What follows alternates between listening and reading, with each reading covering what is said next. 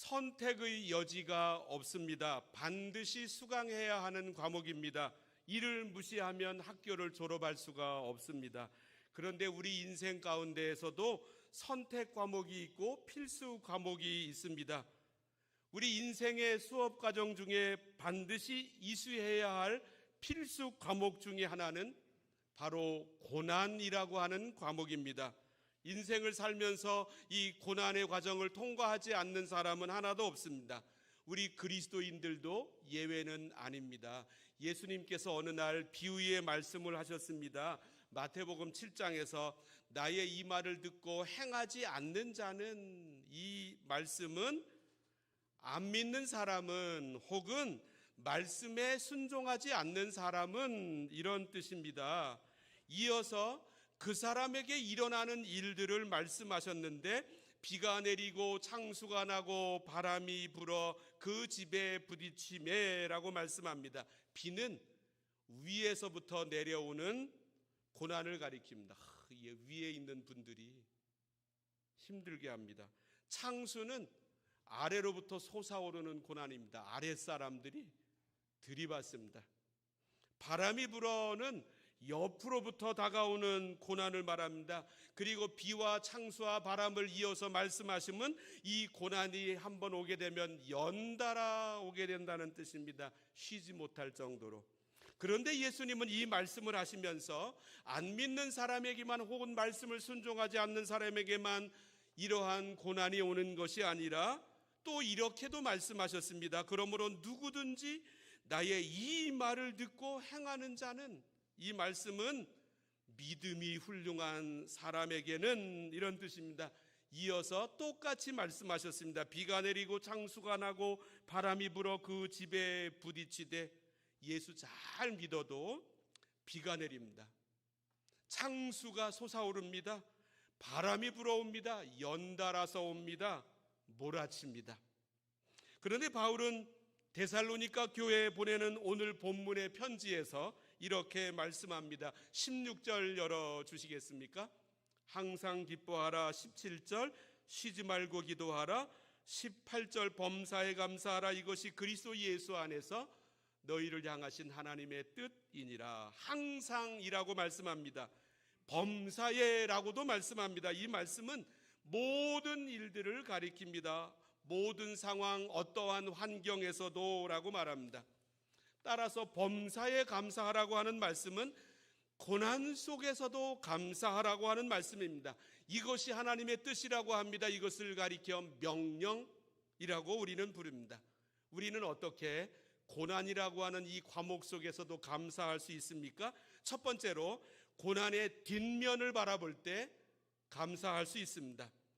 고난 자체만 보면 절대로 감사할 수 없습니다. 너무나 힘듭니다. 그리고 책임의 소재를 찾게 됩니다. 누군가를 원망하게 됩니다. 하지만 고난에 이어지는 뒷면을 바라보면 감사할 수 있습니다. 왜냐하면 고난의 뒷면에는 영광이 기다리고 있기 때문입니다. 오늘 데살로니가 전서를 쓴 분은 사도 바울인데, 똑같은 사도 바울이 로마 교회 교인에게 보내는 편지 로마서 8장에서 이렇게 말씀했습니다. 로마서 8장 18절 생각하건대 현재의 고난은 장차 우리에게 나타날 영광과 비교할 수 없도다. 개역 한글판에는 좋게 비교할 수 없도다. 사람은 누구나 영광을 누리기 원합니다. 그런데 대부분은 고난을 받기는 싫어하고 오직 영광만을 누리기 원합니다.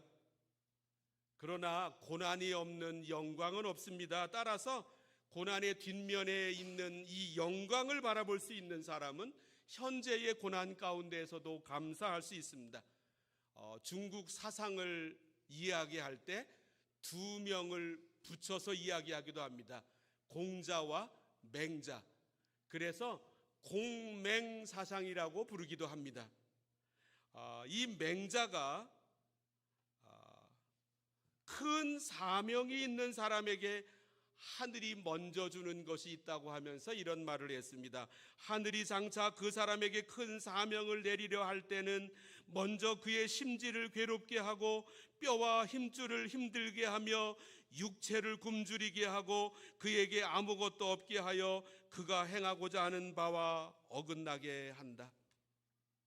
하늘을 날아가는 비행기는 대부분 몸체가 유선형입니다. 표면이 매끄럽습니다. 비행기의 표면이 울퉁불퉁하면 공기의 저항을 더 많이 받는다는 것은 누구나 다 아는 상식입니다. 그래서 이 비행기, 빨리 달려야 하는 이 로켓이나 미사일 등은 공중에서 장애물을, 공기의 저항을 가장 적게 받도록 매끄러운 표면을 가지고 있습니다. 그런데 멀리 보낼 목적으로 만든 것임에도 불구하고 표면을 울퉁불퉁하게 굴곡을 주어 만든 것이 있습니다. 그것은 바로 골프공입니다. 골프공에는 수많은 홈이 파여져 있습니다. 이것을 가리켜 영어로 딤플이라고 말합니다. 이 딤플은 사람의 얼굴에 있는 보조개에 쏙 들어간 것을 가리킵니다. 초창기에, 골프의 초창기에 공기의 저항을 줄여야 한다고 생각했습니다. 멀리 날아가게 하기 위해서. 그래서 동그랗게 매끄럽게 만들었습니다.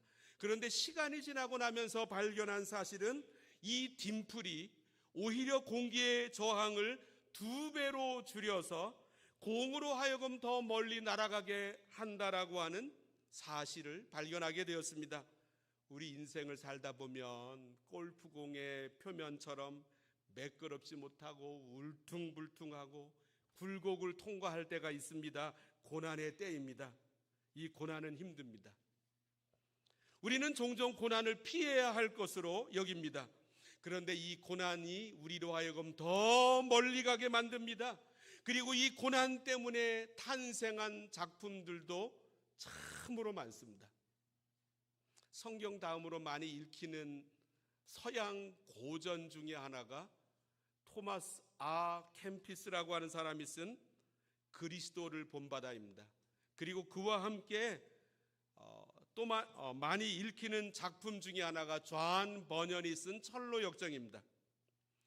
크리스천이라고 하면 이 성경책과 함께 그리스도를 본바다, 철로 역정을 읽어봐야 합니다. 이 철로 역정이 나오게 된 경위가 있습니다. 영국에서 찰스 2세가 왕으로 등극했습니다.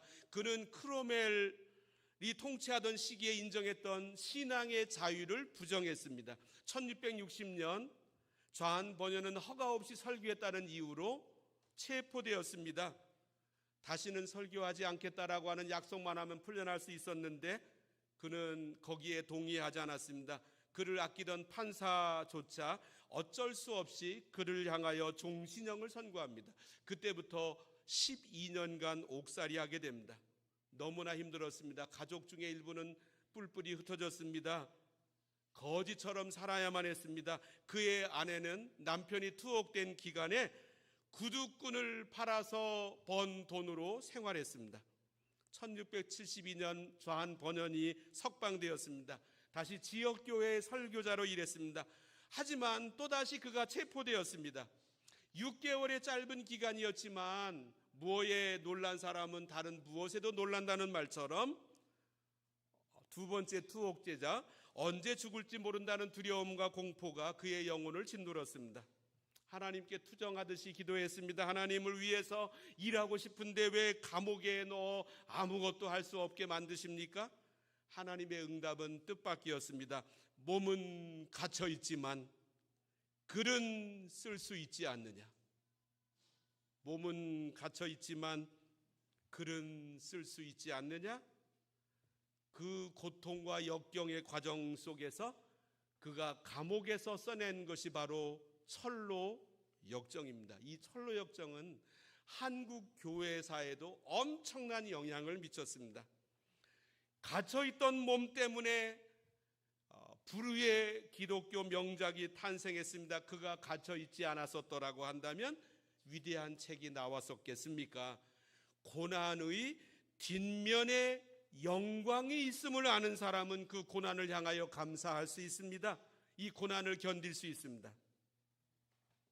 지난주에 우리 교회 오셔서 말씀 성회를 인도하신 서울신학대학교 황덕형 총장님은 신학자 칼 바르트를 전공했습니다.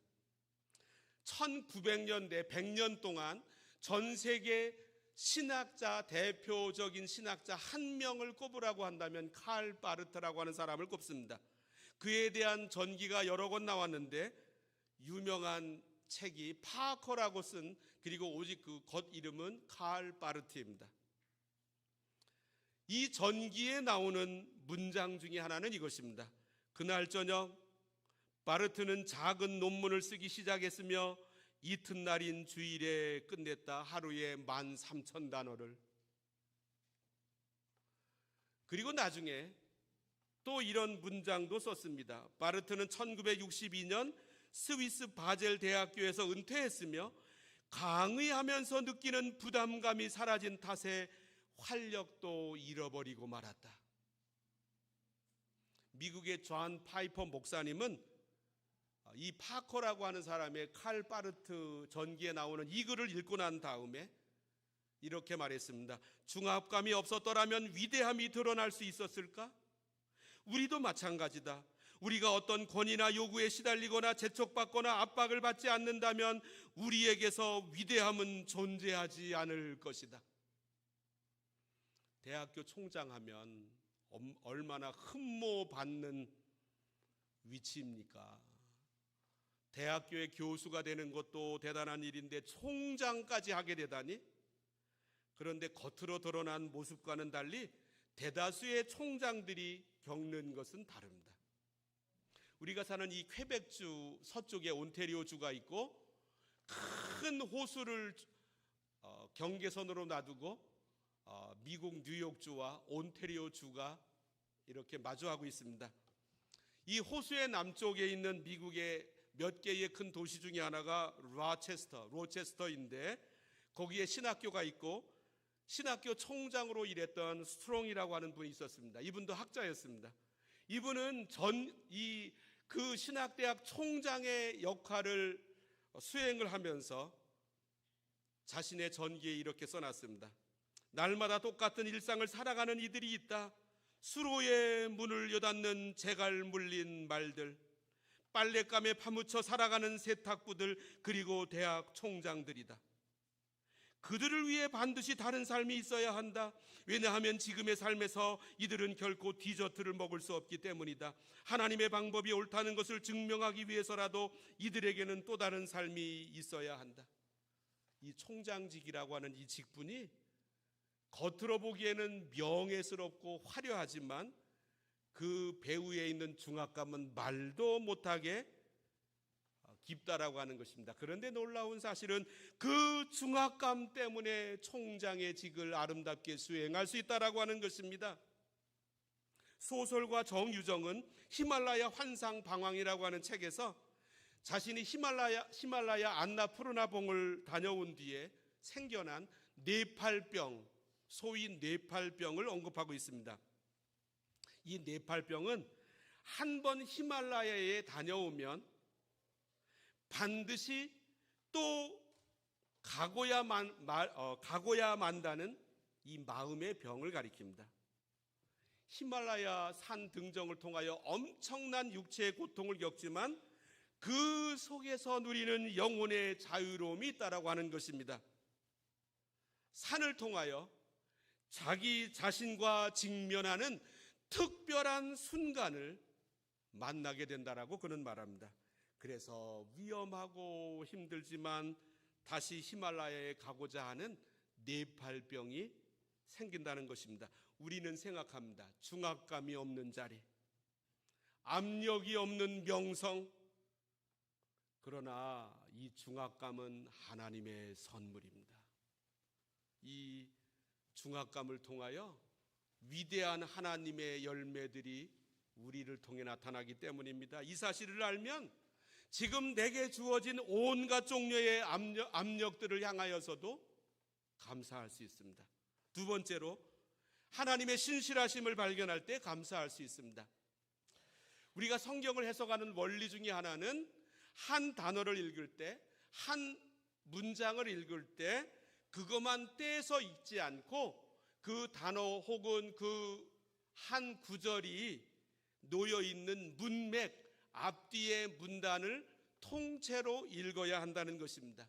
만약에 어떤 한 단어나 그 구절을 문맥으로부터 분리하여 따로 떼어내어 읽게 된다면 그 뜻을 제대로 이해하지 못하거나 엉뚱한 해석을 하게 된다는 것입니다. 그래서 한 구절을 읽거나 한 단어를 읽을 때 문단에서 문맥에서 읽게 되면 그 뜻이 아주 선명하게 드러난다라고 하는 것입니다. 오늘 본문 항상 기뻐하라, 쉬지 말고 기도하라, 범사에 감사하라, 이것이 그리스도 예수 안에서 너희를 향하신 하나님의 뜻이라고 하는 이 말씀의 앞과 뒤에 무슨 말씀이 나와 있는지도 살펴보아야 합니다. 오늘 범위를 줄이기 위해서 다 읽지는 않았지만 오늘 본문에 이어지는 24절 말씀을 제가 읽어보겠습니다. 화면에 준비되어 있는데 너희를 부르시는 이는 미쁘시니 그가 또한 이루시리라. 이 미쁘다라고 하는 말씀은 오늘날 잘 사용하지 않습니다. 성경에만 나오는데 하나님이 미쁘시다라고 하는 말씀은 신실하시다라고 하는 뜻입니다. 나처럼 변덕이 죽을 듯 하지 않고 하나님은 절대로 변치 않으시다. 하나님은 항상 거기에 계시다. 우리는 위로부터 고난을 받고 아래로부터도 고난을 받고 옆으로부터도 고난을 받습니다. 그러나 그것이 전부 다가 아니라고 하는 것입니다.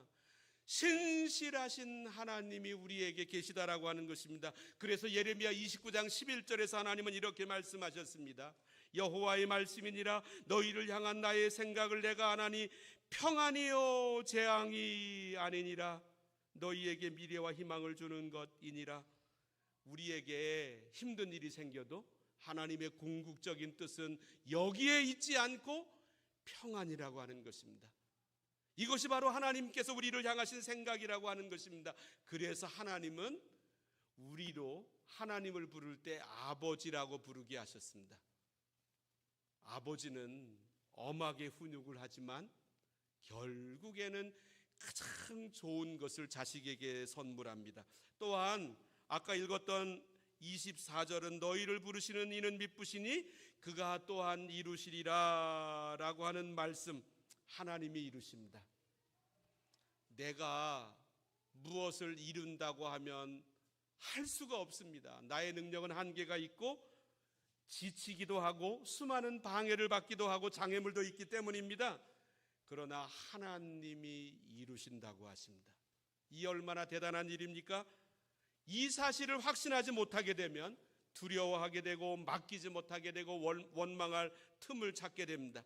그러나 이 놀라우신 하나님의 이 사랑을 깨닫게 되면 하나님이 내 삶을 책임져 주신다. 너희를 부르시는 이는 미쁘시니 신실하시니 변덕이 죽을 듯 하지 않으시니 하나님은 항상 똑같으시니 그리고 그분이 이루시니 하나님께서 내 삶을 책임져 주신다. 안 되는 일도 되게 만들어 주신다. 길 없는 곳에도 길 만들어 주신다. 이 모든 것을 합력하여 선을 이루게 하신다. 기가 막힌 방법으로 기가 막힌 시점에서 내 삶을 만들어 가신다. 이 사실을 깨닫게 될 때 우리 안에서 솟아오르는 것이 기쁨입니다. 그래서 하나님은 명령하십니다. 항상 기뻐하라, 쉬지 말고 기도하라, 범사에 감사하라. 세 번째로 먼저 감사할 때 문제 해결을 체험합니다. 아프리카 지도를 반을 딱 잘라보면 이 반에서 거의 중간 부분에 잠비아라고 하는 나라가 있습니다. 잠비아의 북부 산악지대에 바벤바라고 하는 부족이 살고 있습니다. 이 부족은 원색적인 전통만 고집합니다. 하지만 어떤 나라보다도 사회 범죄 행위가 거의 없습니다. 이유는 감사합니다라고 하는 말 때문입니다. 간혹 규범을 어긴 부족민이 생기면 이 바벤바 부족은 자기들만의 특별한 재판을 엽니다. 규범을 어긴 죄인을 한가운데 세웁니다. 그리고 며칠 동안 그 옆을 동네 사람들이 지나가면서 말을 던집니다. 이런 말입니다. 저번에 먹을 것을 주어서 감사했습니다. 저를 보고 웃어주어서 감사했습니다. 우리 아들이 다쳤을 때 옆에 있어줘서 감사했습니다. 결혼할 때 당신이 제일 기뻐해줘서 감사했습니다. 지난번에 맡겼던 일을 성실하게 해주어서 감사했습니다. 그때의 실수를 용서해줘서 감사했습니다.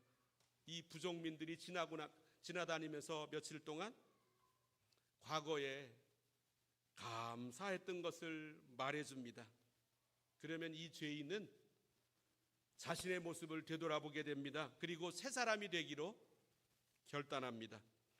이 바벤바 부족은 문제 해결의 방법이 감사에 있다라고 하는 사실을 발견했습니다.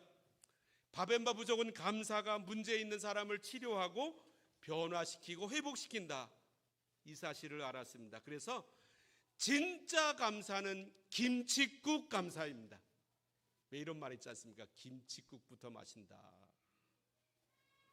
그러나 진짜 감사는 김칫국 감사입니다. 왜냐하면 감사에는 능력이 가득하기 때문입니다. 절대 감사라고 하는 책에서 황성주 박사는 감사의 능력을 이렇게 말합니다. 감사는 우리 인생을 결정한다. 감사를 실천하면 하나님을 보는 눈, 남을 보는 눈, 이웃을 보는 눈이 달라지고 모든 환경이 변하여 아름다운 신세계가 열린다.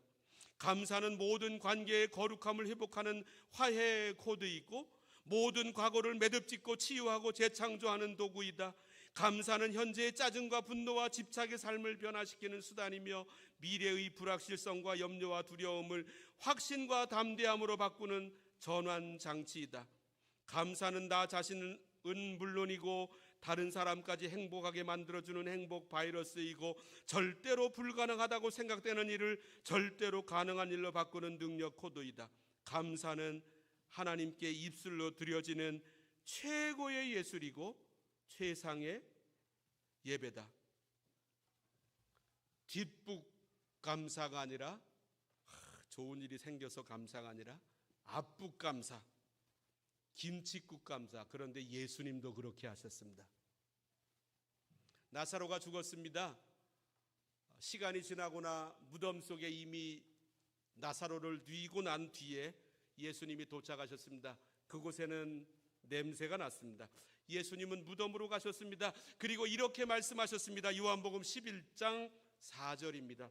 돌을 옮겨 놓으니 예수께서 눈을 들어 우러러보시고 이르시되 아버지여 내 말을 들으신 것을 감사하나이다. 영어 번역본이 있는데 영어 번역본 그 밑에 두 번째 줄 좀 보면 Father, 하나님 아버지, I thank you. 그리고 큰 소리로 나사로여 나오라 부르셨습니다. 예수님은 나사로가 나온 다음에 하나님께 감사를 드린 것이 아니었고 먼저 하나님께 감사를 드렸더니 나사로가 나오게 되는 놀라운 일이 일어났습니다. 한 번만이 아니었습니다. 예수님은 어느 날 벳세다 광야에 모여있는 5천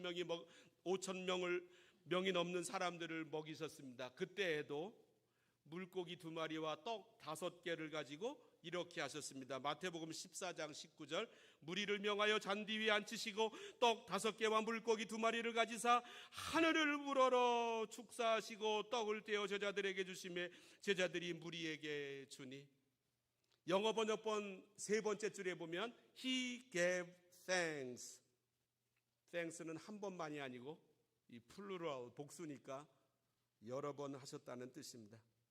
그리고 나서 떡을 떼었다고 말씀합니다. 감사하다 보면 어려운 일을 넘어서는 놀라운 하나님의 손길이 내게 나타납니다. 오늘 편지를 받은 데살로니가 교인들 주변에도 어려운 일이 있었는데 3장에는 신앙 때문에 핍박을 받고 있는 모습도 있습니다. 오늘 본문 14절을 읽어보겠습니다. 또 형제들아 너희를 권면하노니 게으른 자들을 권계하며 마음이 약한 자들을 격려하고 힘이 없는 자들을 붙들어주며 모든 사람에게 오래 참으라. 이 편지 받는 사람들 주변에는 게으른 사람이 있었습니다. 게으른 사람들 생각하면 무엇이 솟아오릅니까? 속 터진다. 믿음이 약한 자들도 있었습니다. 힘이 없는 사람들도 있었습니다. 다 내가 돌봐줘야 될 사람입니다. 내가 짐을 지고 가야 할 사람입니다. 그리고 내가 오래 참지 않으면 만날 수 없는 사람들도 있었습니다. 세상 말로 하면 별 도움이 되지 않는 사람들. 15절을 읽어보겠습니다. 삼가 누구에게든지 악으로 악을 갚게 하지 말고 서로 대하든지 모든 사람을 대하든지 항상 선을 따르라. 주변에 속 터지는 사람뿐만 아니라 악한 사람들도 있었습니다. 그런데 항상 기뻐하고 쉬지 말고 기도하고 범사에 감사하면 이들을 극복할 수 있는, 이들을 선하게 대할 수 있는 능력이 솟아오른다라고 하는 것입니다. 그래서 먼저 감사하라고 하십니다. 미리 감사해 보셨습니까? 김칫국 감사. 김칫국부터 마시는 감사가 진짜 감사입니다. 왜냐하면 히브리서 11장에 믿음은 바라는 것들의 실상이요 보이지 않는 것들의 증거라고 하셨기 때문에 내가 믿음으로 바라보고 먼저 감사하게 되면 현실로 생겨난다는 것입니다. 백정미라고 하는 사람이 그대를 포함한 나의 사색이라고 하는 책에서 말하기를, 행복한 생각을 하면 행복한 일들이 벌어질 것이다, 반대로 불행한 생각을 하면 불행한 일들이 생길 확률이 높다라고 말했습니다. 이것을 우리식으로 번안해보면, 감사를 하지 않으면, 감사를 하면 감사할 일이 생길 확률이 높고, 감사하지 않으면 불평할 확률이 높게 된다. 저는 이 말씀 생각하면서 둘 사이에 그 경계 지역이 넓을까? 예를 들면 감사, 불평, 감사도 아니고 불평도 아닌 중간 영역이 굉장히 넓을까? 감사하지 않으면 불평할 확률이 높게 된다. 저는 오늘 아침에도 새벽에 이곳에 나와서 하나님 새날 주셔서 감사합니다. 이게 내가 선택한 날이 아닙니다. 선물로서의 새날. 그리고 나 같은 사람이 교우들 예배를 인도하고 설교할 수 있게 해주셔서 감사합니다 말씀드렸습니다. 1200년대와 1300년대를 산 독일의 마이스터 에크하르트라고 하는 분이 있었는데 신앙생활을 요약해서 이렇게 말했습니다. 우리가 평생 감사합니다라고 하는 기도만 해도 그것으로 충분하다. 우리의 수많은 기도 중에서 우리가 평생 감사합니다라는 기도만 해도 그것으로 충분하다. 기도하겠습니다. 하나님,